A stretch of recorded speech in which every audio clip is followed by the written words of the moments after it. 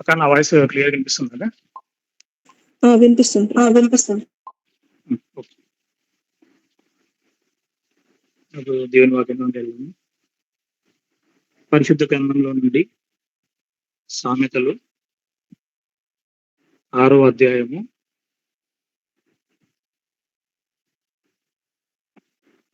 17వ వచనం.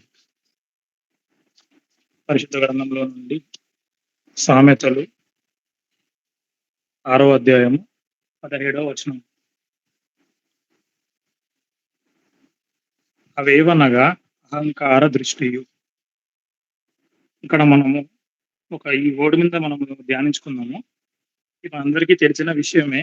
అయినప్పటికీ ఈ యొక్క అహంకార దృష్టి అనే ఈ విషయంలో చూసుకున్నట్లయితే మనము నిజంగా ఇంగ్లీష్ లో ప్రౌడ్ లుక్ అని ఉంటుంది. సో ఈ అహంకార దృష్టి ఇది ఒక రకంగా చెప్పాలంటే పాపములు అన్నిటికీ ఒక పునాది.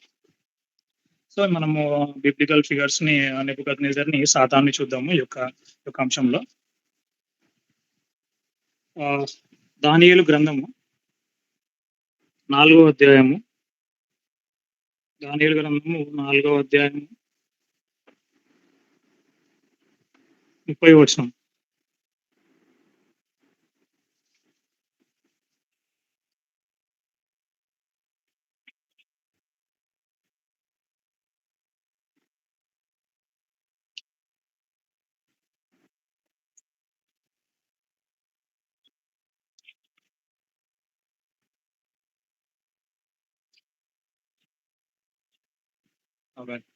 సో ఈ 4వ అధ్యాయంలో చూసుకున్నట్లయితే యాక్చువల్గా అక్కడ బబులోను రాజైన నెబుకద్నెజర్ 2 రెండవ నెబుకద్నెజరు ఒక కళ అంటాడు. ఆ కళ దేని గురించి అంటే అతనికి ఒక చెట్టు కనిపిస్తుంది.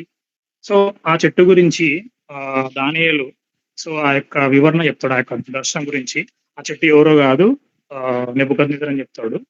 సో అతనికి హెచ్చరిస్తాడు కూడా. సో నువ్వు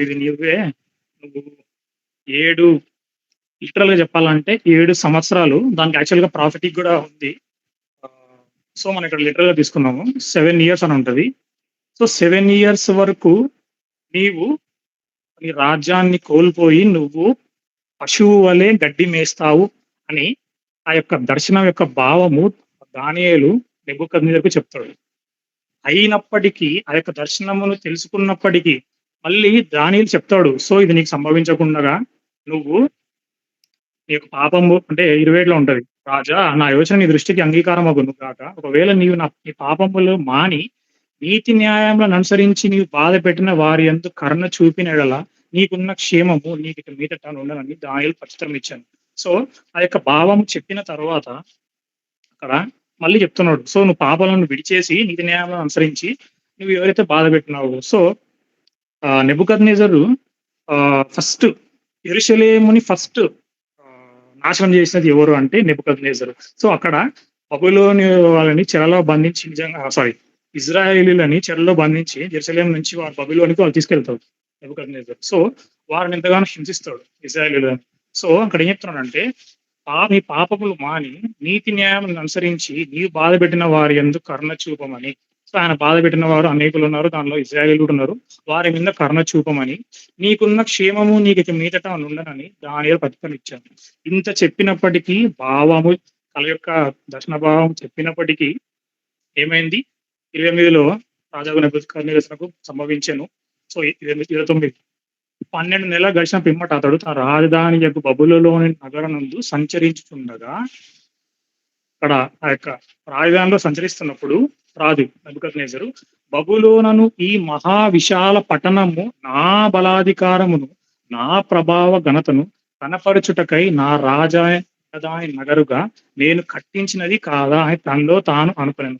ఇక్కడ మనము ఒక అక్షరం చూసుకున్నాం. అంటే ఇక్కడ ఏముంటదంటే నా బలాధికారము, నా ప్రభావ ఘనత, నా రాజధాని నేను కట్టించాను. ఇక్కడ నా నా నా అనేది ఏంటిదంటే ఇక్కడ నా అనేది స్వయాన్ని చూపిస్తుంది. ఇక్కడ స్వయాన్ని చూపించడం ఏంటిది అంటే ఒక రకంగా తనను తాను హెచ్చించుకోవడం.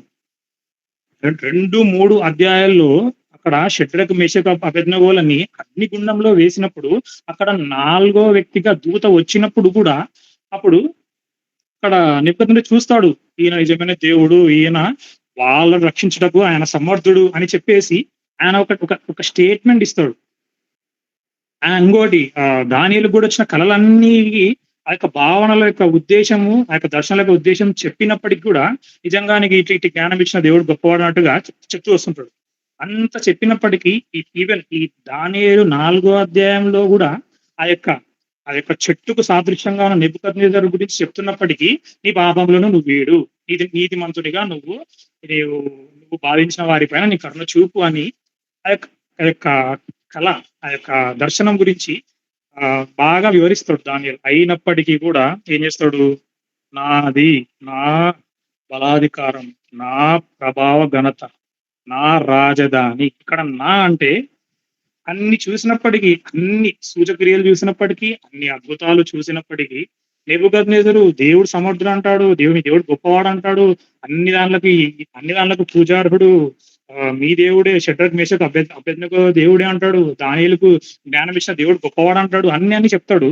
అయినప్పటికీ ఈయన తాను కట్టిన రాజధాని విషయమందు ఆయన అతిశయిస్తాడు. ఆయన యొక్క ఆ యొక్క రాజధాని ఎలాగుందంటే ఆయన చూపులకు అది రమ్యముగా, సుందరముగా అది కనిపించి ఆయన ఏమనుకుంటున్నాడు, తనలో తాను అనుకునేను. ఈ తనలో తాను అనుకోవడం అంటే అది ఏంటంటే చూచి తను ఇది నాది, ఇది నేను కట్టించాను అని తనలో తాను గర్వపడుతున్నాడు. నిజంగా ఈ గర్వపడడం వల్ల దీనికి రిజల్ట్ ఏమొచ్చింది అంటే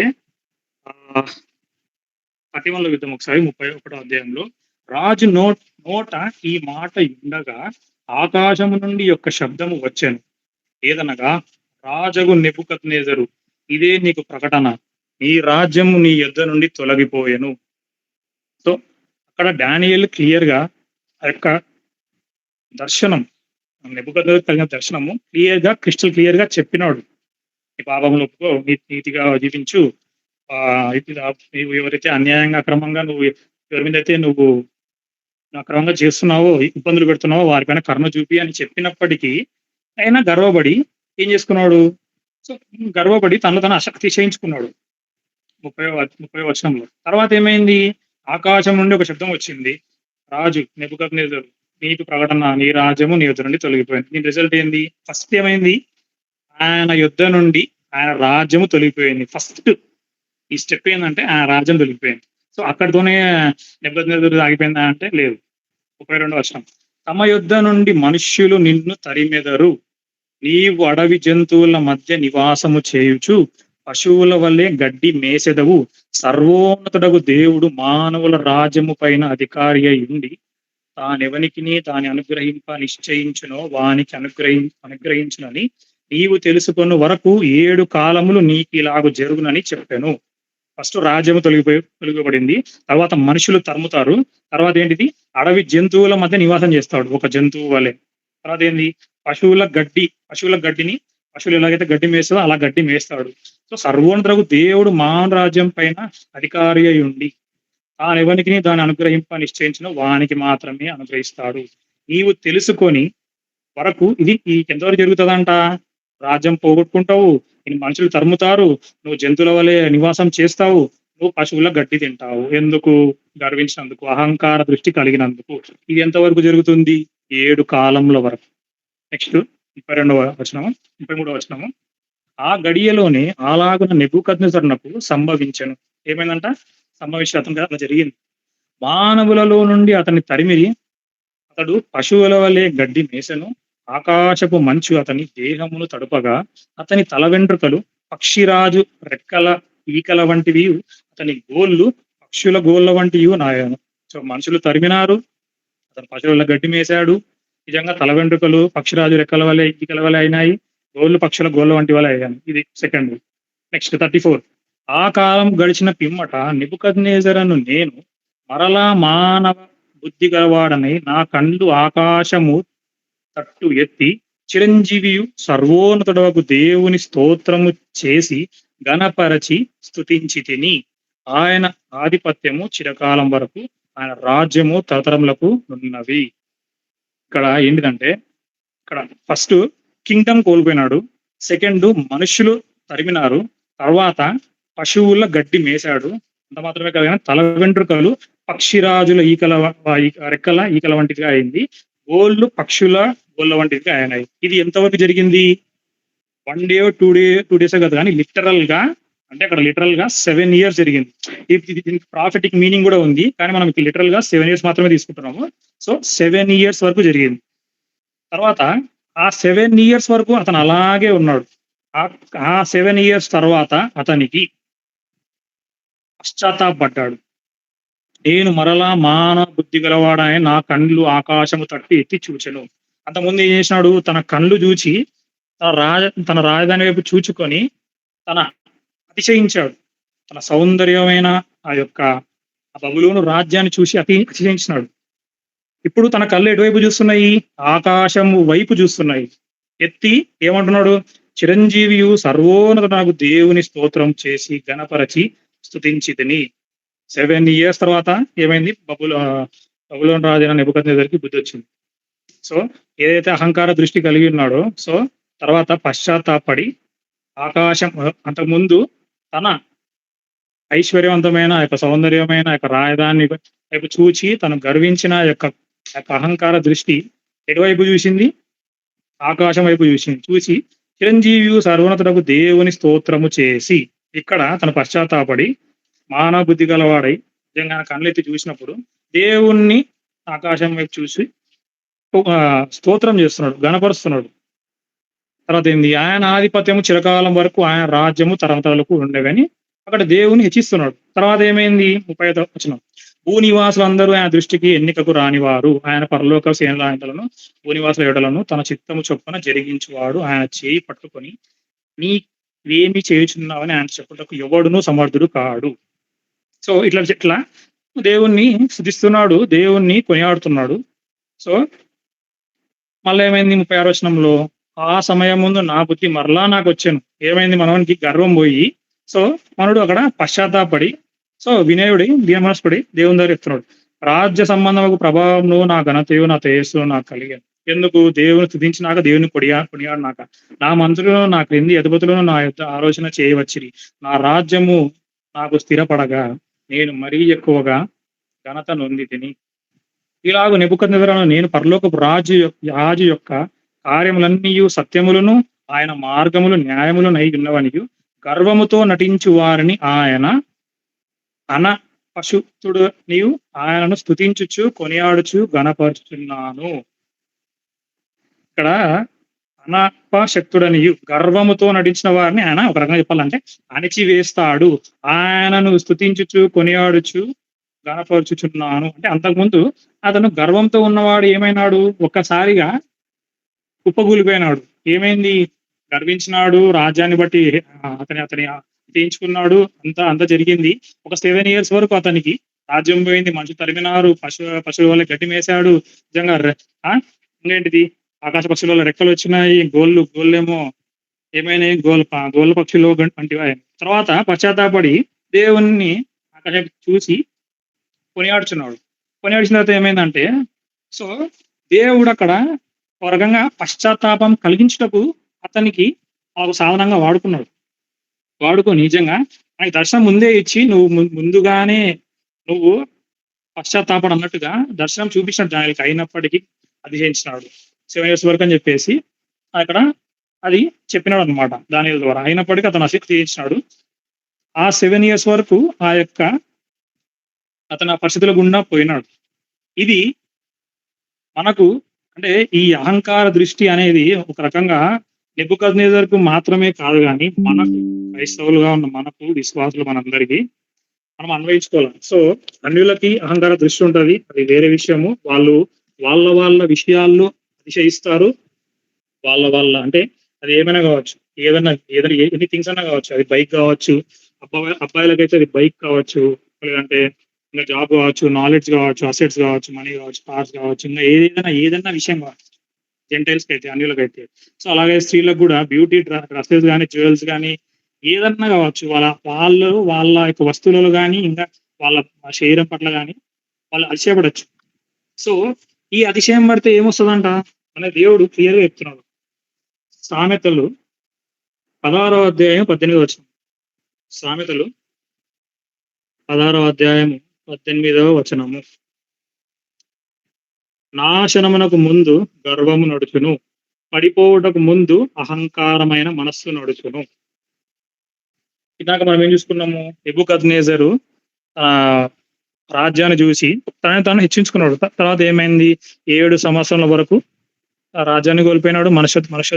మనుషుల చేత దూరం చేయబడ్డాడు, గడ్డి మేశాడు. అంత అంటే ఒక రకంగా గొప్పగా ఎంచబడిన నెబుకద్నెజరు, రాజైన రెండవ నెబుకద్నెజరు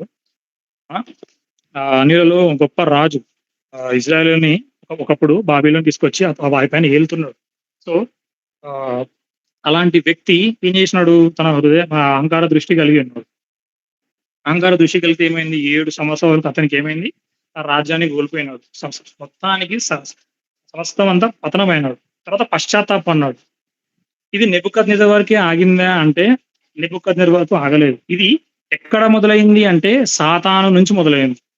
ఇది ఇందాక మనం చెప్పుకున్నట్లుగా ఏంటిది అంటే ఈ యొక్క గర్వము అనేది పాపములన్నిటికీ పునాదిది. ఒకసారి సాతాను విషయం కూడా ఒకసారి మనం జ్ఞాపకం చేసుకున్నాము. యెహెజ్కేలు 28వ అధ్యాయము 17వ వచనం. యెహెజ్కేలు 28వ అధ్యాయము 17వ వచనం.